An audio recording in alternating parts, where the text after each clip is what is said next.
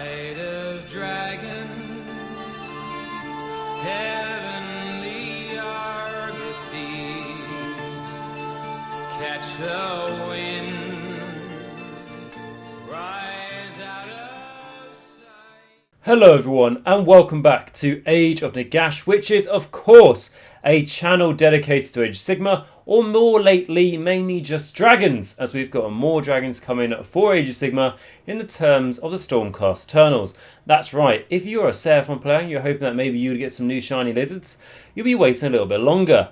But the dragons we have got in question this time, as we're going to read through them, as we have got a Warhammer community article here, and as I always like to do with the news, I want to read through it with you guys, so you guys can let me know your thoughts in the chat and in the comments of this video of what you think of these new dragons. Now, from what I have seen of these new dragons, I personally think these look cooler than the two big ones we got, but we'll get more into that in a moment. But as always, guys, if you do enjoy the video, remember to like, subscribe, and smash that bell button.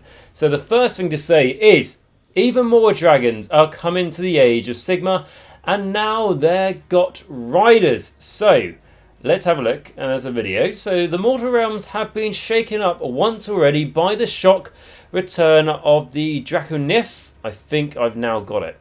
Last week saw the return of the, well, it's going to be harder, Krondis and Karazai, the remaining sons of Dracothian the Great Drake. So they're big fellas, but two dragons against the combined might of chaos, death and destruction hardly feels fair. It's lucky then that they're not alone. We go now to our dragon correspondent, James Workshop, for more. So let's see what James has got to say. Why I hate horses.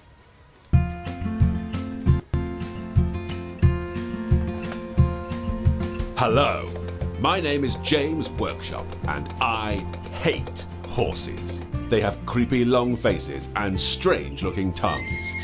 Rubbish. They might look fast, but how fast can they really be? Have you ever heard of a horse with more than 1 horsepower? No, they're just donkeys with delusions of grandeur. Now, dragons. That's a steed I could get behind without being kicked. Breathe fire? Check. Big wings? Check. Weird flat teeth they use to eat their grass? No. Big sharp teeth they use to eat their enemies? Absolutely. Yes, dragons. I much prefer dragons. Cool, so there we go, a little trailer, and obviously we've got the pictures here and stuff that I'll read through. So, first thing I'll just say about the dragons, big fan of them. Flying stands though, interesting choice, and we'll get to that in a moment. So, thank you James, you make a fair point. Horses really aren't all that and a bag of potato chips. So there's so much we want to say about the Stormdrake Guard, and we will, but here's the single coolest thing about them. If you take a knight Draconis as your general, your Stormdrake Guard units become battle line, and you know what that means, an all-dragon army. Now that's something we all want to hear, and that's probably how I would like to run my Stormcast army. I'm slowly building, bear in mind obviously don't have any of this because it isn't out yet. But just let that sink in. So this presumably is the knight variation, the one if you make the general the knight Draconis. If you make this guy the general, then the normal ones become battle line. And I do have something to say about this guy. So we've got him here, obviously, you know, flying with his flaming sword. So we look at this picture here. Who do you think did it better? So we've got this guy. And then we got the Witch King of Agmar. I think that's instantly what it reminded me of. I don't know if any of you guys sort of like feel like the reference there, but as much as I like the Witch King, I think the new guy has that extra just specialness to him, doesn't he? Just feels like a newer model. But no, it reminded me of that straight away. But what did it say? So I get a load of this guy with his flaming sword and fancy helmet with built-in mustachios. So mustache armor, presumably. Very dwarven, it feels like. You know, the dwarves and they had the beard armor. So the Knight Draconis is exactly as much of a beast in the battlefield as you expect from such a mighty champion of Sigmar. And then it goes on to say, it's hard to decide which is the best detail. The Draconis special hat is a strong contender. This is a kit with much more than its fair share of fancy headgear. but the titling plate on his breast is very cool too, but not least because it implies the Stormdrake Guard enjoys a spot of dragon jousting. Now that would be a cool diorama to see. And it says, and we repeat, if you take him as your general, you can run an entire army of dragons. So that's a fantastic shot here. What I'm going to do, to break down the entire model, I'll wait until we've seen all this and then I'll just have a picture of the model and tell you exactly what I think of it. But much like the larger Star Drakes or the Flightless Dracoffs, just in case you thought Games Workshop forgot about you in your previous collections of Stormcast Eternals, both of whom already fight with the armies of Azir, the Draconis are children of Dracothian, whom you'll remember as the celestial drake who rescued Sigmar from the remains of the world that was. He's still knocking around, but it's the Seraphon who've been hard at work incubating eggs and returning Draconis to the realm alongside after Kragnus, blah blah blah, Broken Realms. So, we have our picture here, and we can't wait to tell you more about Stormdrake Guard, or about the many other surprises contained within the rapidly approaching Battletome Stormcast Eternals. Keep checking in with the Warhammer community as we continue to unravel mysteries of the Draconis, and sign up to our mailing list to get all the news straight to your inbox. More quickly, it's a Aeon Fire Blade, and it hits like a train, so that must be talking about this guy's fire weapon, which he stole from the Witch King. And when it says it hits like a train, presumably 2 damage. But let's have a little breakdown of this model. Now that I wanted to read through the text, because it's the boring bit, isn't it? So what do I think about this? So there are 2 things I don't like. So let's get the negatives out of the way first, as I think that's always fair to do. The flying stand, hate it. Always hate flying stands. They always snap. And I'm talking from someone who hasn't really got many armies or models with flying stands at all. This is mainly based from whenever I have had something with a flying stand, or people I know who have got flying stands. I mean, like I said, big advancements in model making. I mean, the Witch King of Agmar still looks great, right? But big advancements in model making, flying stand. Like, there just hasn't really been an advancement here. And why I don't like them, because like I say, they snap easy.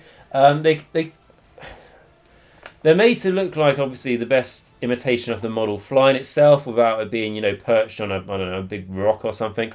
But they just look really... I mean, this looks more chunky and stuff as well. And it just takes up a huge bit where it goes into the belly. And put it this way, how I get around flying stands, or how I want to make things look like they're flying, I always just use scenery.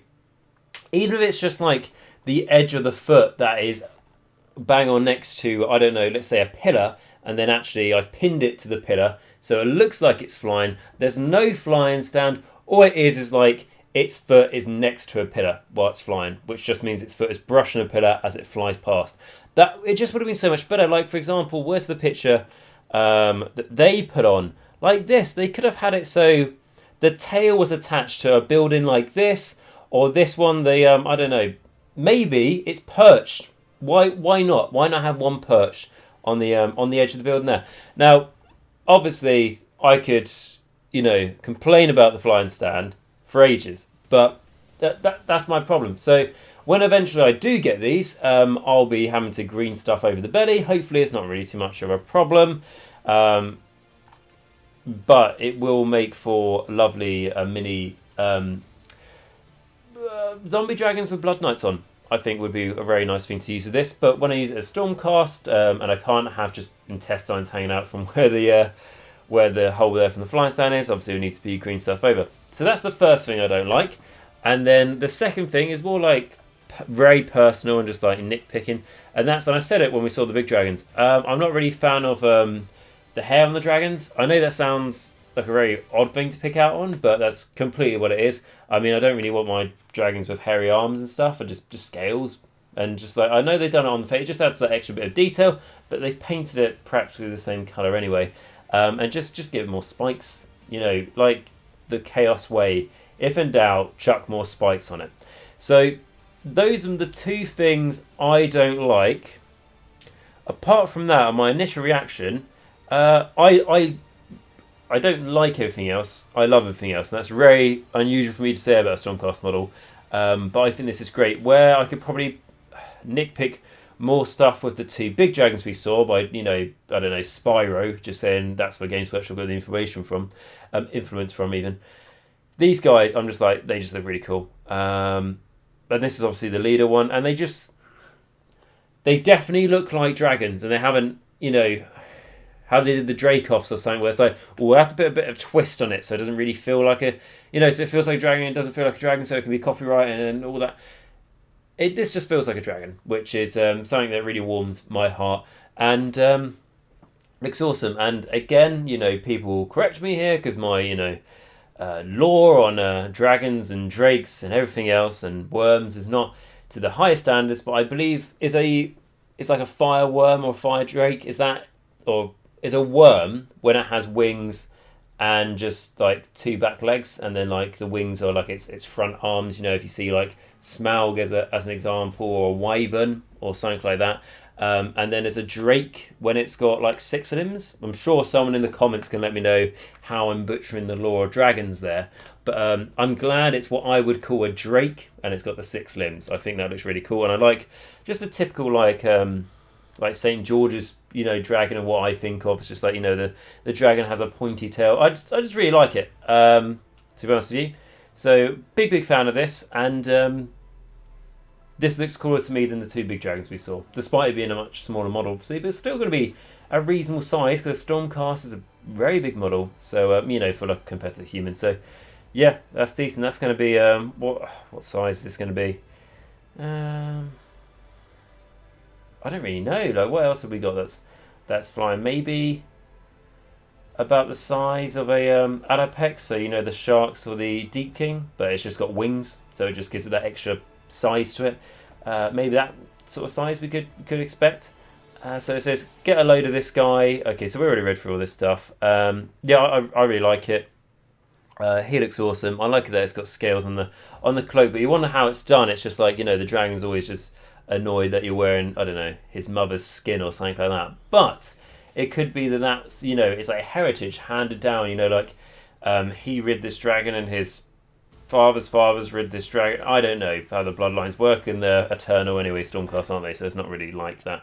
But so that's the champion guy. We make him the general with his 2 damage sword, and then that's a very tall flying stand. Or this model was not actually that. It would have to be big. I'm just looking at that thing. Is that an all cavalry base?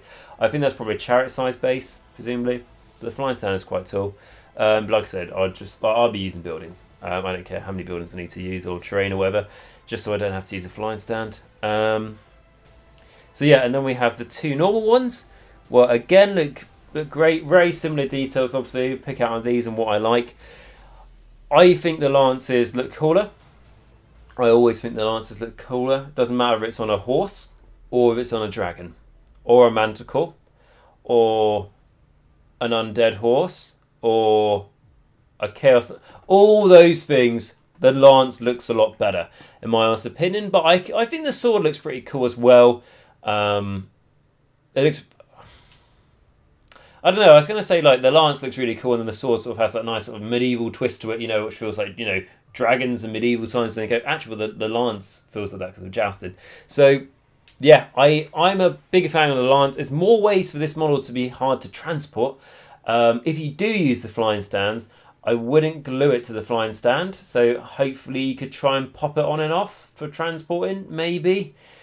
However it's going to work. I mean, for me, I would just, like I say, magnetize a box and just use that for transporting these guys. And that have to be a bloody toolbox as well. Or obviously, don't glue the rider, I should say, onto the dragon. But yeah, and even when I say I don't like the hair and stuff, I don't. But it doesn't feel as noticeable on the face, and the faces feel a lot more sort of pointed, a lot more like there's a snout to them. Again, probably not the correct terms, but compared to the blue dragon we saw, was the son of Dracofian, or whatever his name was. Yeah, I think they look better. Less Spyro-y, should we say? But Spyro was a good game. So yeah, that's cool. The question I've got though is, why is there an arse photo here? I obviously trying to get more influencers or something like that involved in the dragon community, but the question I have is, how many ways is there to be able to change this model around? How many ways could you pose this model? how many ways does the kit allow you to do it? Is it going to be like Rock Gut Trogoths, where there's loads of ways to change it up? Or is it going to be like Draconis, more similar to obviously a Stormcast range, where the Draconis are like you either have, I think there's one with a paw up, and then there's one with its paws on the ground. And that's basically all the difference is. So if I want to have a whole dragon army, presumably these guys are, you could fit, I don't know, 8 of these in your army or something, let's just say. I don't want them to repeat themselves every second one, apart from the guy's got a different helmet or a different head. Like, I want the dragon to be different. So I'm wondering if you can switch the arms over, switch the wings over maybe. That'd be cool. Let me know if you guys can sort of see that in the comments down below, as that would be nice. 'Cause I'm trying to like sort of gather from the arms there, but so those arms belong to that. So that's the same. Right, you could study this for ages, so I won't be doing that. But obviously then you've got the alternative build here, which does suggest to me that this will be built from the same kit.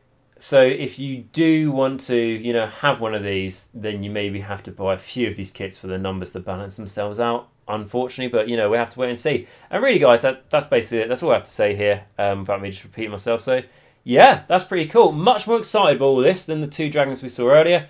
And as someone who is slowly building up, you know, Stormcast and Cruel Boys, that's their name, not Bloons by Gits, don't know why that came to mention, probably Rock Up Trogos, what I was talking about. But the Cruel Boys and Stormcast, I've got quite a bit to build for the Stormcast. I've got the Mortal Realm magazines as well, like I've talked about previously on this channel, but these will probably be like my first purchase I make for the Stormcast, after I've done like the Dominion boxes and stuff as well, after I've got those all built, which will be a while, but these will be the first ones. I'll probably buy these before the big dragons, because I just think these look great, and the flying stand is a pain. There's ways around it, and yeah, that's pretty much it. So guys, thank you very much for watching this video. I hope you did enjoy this video. If you did do this video, you know the drill by now. Smash the like button, smash the subscribe button, smash the bell notification, because by liking this video shows to me that you like dragons, and by liking the video it saves a dragon's life. If you don't like the video, you dislike the video, it kills a dragon. That's really true, and there's only 2 left in the world, so don't do it. And then if you subscribe to the channel, it shows to me, obviously you love the channel, which is amazing, but obviously it's how the channel grows at the end of the day, and by pressing the bell notification means you won't miss any of my future videos if you're enjoying any of the content so far. And of course, let me know what you think down below in the comments, as always, especially on things that I generally care about and not just news. That's like more stuff for, I don't know, elves, which I don't really care for. So this is something I generally do want to hear your answers to. So let me know in the comments down below. Share the video if you think you know someone who enjoy it. Make sure you join the Discord, where we've got loads of people talking about all things dragons right now. So join that. Get involved in the conversation. If you would like to support the channel a step further, I have got a YouTube membership and a Patreon. So what that means, click the join button next to the subscribe button, allow you to become a member here on Age of Nagash. We can give anything from just £1 a month, goes straight towards the channel, keeps the channel going. If you are enjoying it, and clicking the link to my Patreon down below, we allow you to give just $1 a month to the channel, which again sounds very, very small, but it just helps keep the YouTube going, really, because as I always said, you know, run a YouTube channel, you know, there's no profit involved and you don't break even, it's just a constant loss. But from what I get from everyone being able to support me personally, on like I say, a really generous personal level, it shows to me that it's all worth it, and I can what's the word, I can dedicate, and I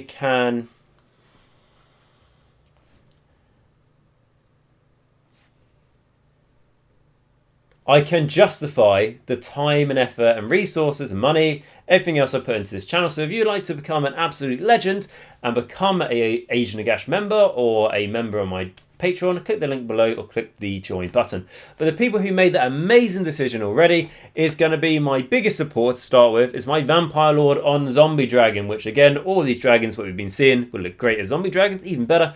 But so this is Filq, so thank you so much, Filq. It's really, really kind of you. That massive support you're giving to the channel. It really, really is. It's lovely of you, in fact. So please give up, and I hope you're having a great day.